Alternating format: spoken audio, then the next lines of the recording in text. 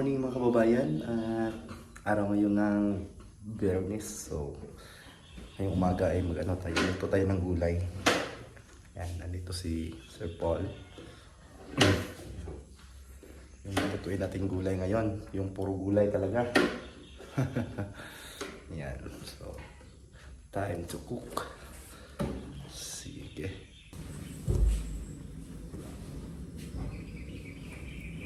Okay. Wala. Tuh, ada tulis daun. Ada mati itu teh.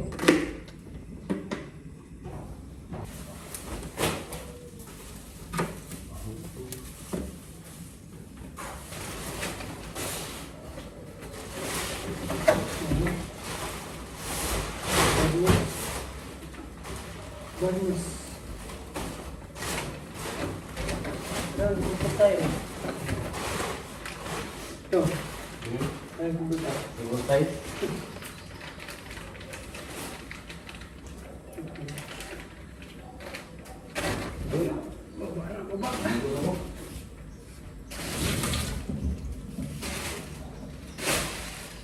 Bakit nga ba?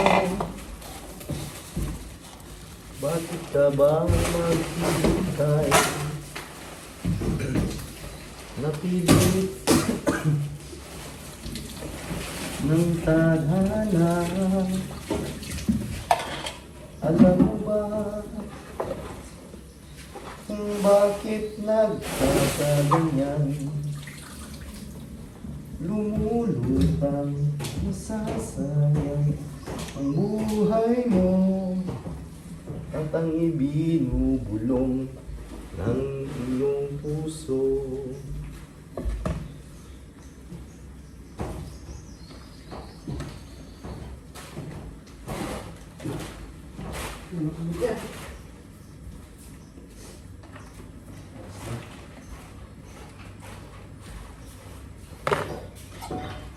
At ikaw ay agad sumusuko.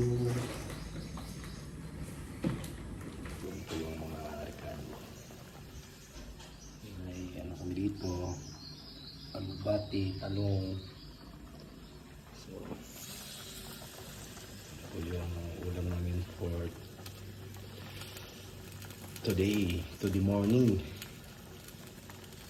Yan. Ay, itlog at saka lawoy. Yan po yung ulam natin.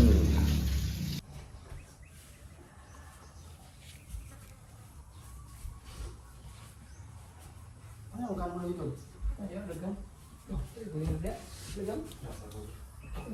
Okay, let's eat. Isa sulat lagi about to see about standard.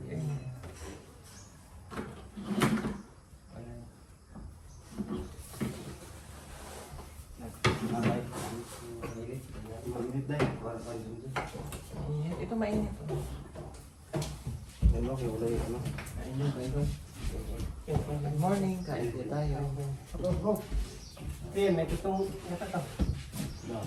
Sure? Subukan mo. Sige, huli na ako kukuha.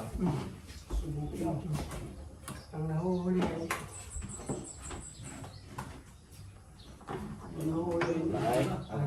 Yes, perfect.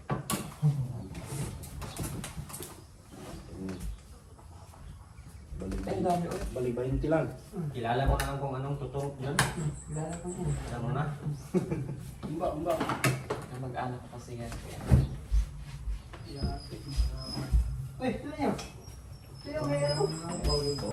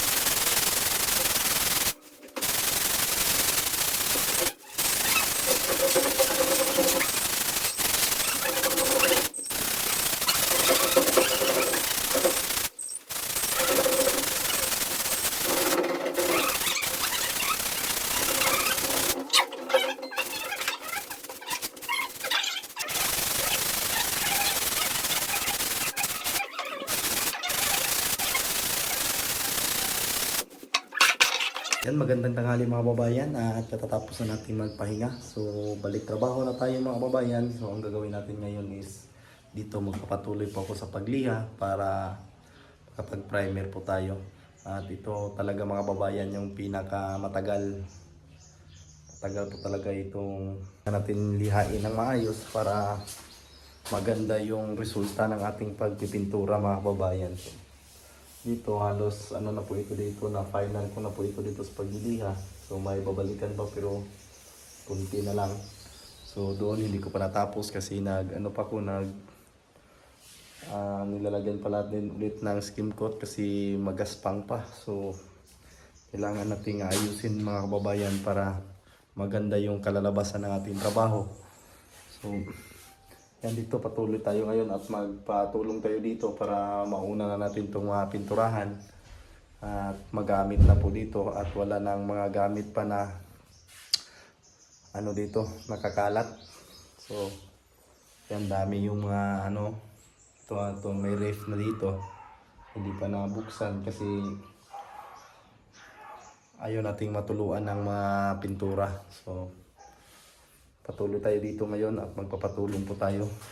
Pahuli na lang natin yung mga doon. So yun lang po mga kababayan at mag-uumpisa na po ako sa paggawa dito. At sa dito ito po yung ginawa niya. Nagtatiles siya dito sa flooring ng kwarto. Para dami pa kasing gagawin dito mga kababayan at na tayo kung alin yung tatapusin natin. So ito, kailangan pa natin itong takpan para maganda. At ito hindi pa tayo nakapagmasilya dito. Itong mga pinagdaanan ng welding, mamasilyahan po natin to para pag napintura na po tayo dito ay kasi may mga butas-butas pa kasi manipis po ito. Itong railings, hindi po ito siya masyadong makapal. Kaya hindi talaga natin maiwasan na pag welding ay may mabubutas. So mamasilyahan natin. Tapos na po itong nalinisan, masilya na lang po yung kulang. So, ayan, at may ayusin po ako dito para magiging matuwid po yung magiging kanto dito. So, nanood lang po kayo mga babayan para update kayo sa mga ginagawa natin dito sa PB Team House. At si Bunjong naman, pinagawa ko yung mga ilaw kasi si Bunjong ay may alam sa sa mga electricity. Pero ako, hindi talaga ako nag-practice niyan mga babayan kasi may trauma ako dyan sa kuryente. Kasi nakuryente po ako nung una, nung kabataan ko po ay nakuryente po ako ng medyo malakas kaya may trauma po talaga ako sa kuryente. So, Bunjong, ayan, nakabit na po itong dalawang ilaw pati dito sa CR. Ayan, may mga ilaw na at gumagana na yung CR. So, yun o. Ayan, gumagana na po yung exhaust fan at may ilaw na. So, tapos ang nakabit ni Bunjong dito, kakabit niya naman yung balik chandelier doon sa itaas. So yan, itong mga ilaw dito ay gumagana na. So yan mga kababayan, ayan.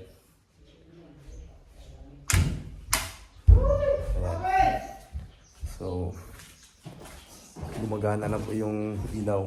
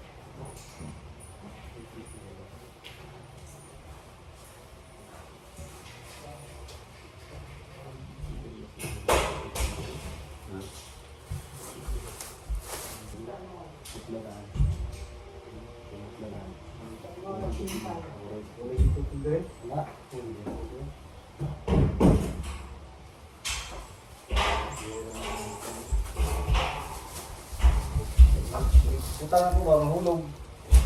Ulitan din na. Ikagit.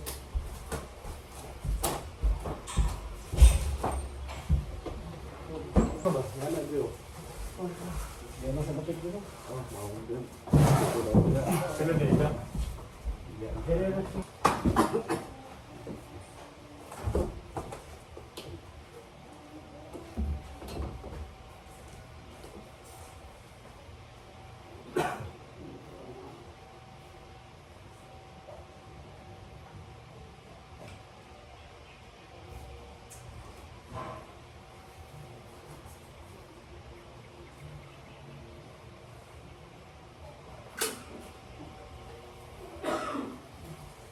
Ayan, try natin pailawin yung strip light.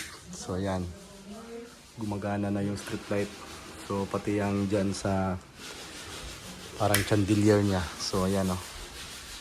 Ayan, gumagana na same lang halos sila ng kulay doon sa strip light kasi ito, binarnisan ko pa ito kanina.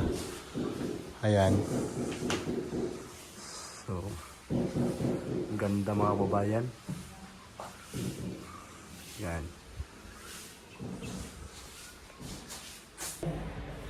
Overtime tayo, overtime!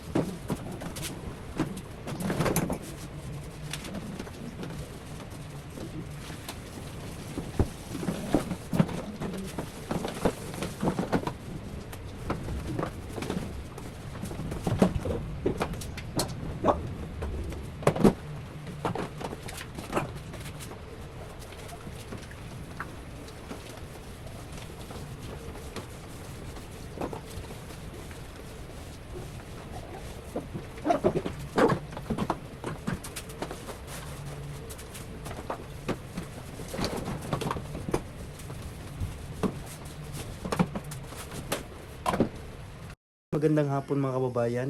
Tingnan nyo po yung strip light at yung ilaw, yung baga chandelier sa gitna. Ayan, napakaganda mga kababayan. At punong-puno na po ng gamit yung editing house. So ayan, maraming mga gamit na binili ni Sir Paul ngayon. So kakarating lang po niyan ngayon mga kababayan. Kasi dito ang pinakakulang lang dito sa itaas is yung malaking glass dito at saka yung railings na lang. So yan, napakaganda na po at hindi pa natin nailagay yung ibang ilaw dyan. So yan lang po mga kababayan at God bless amping tanan. So goodbye.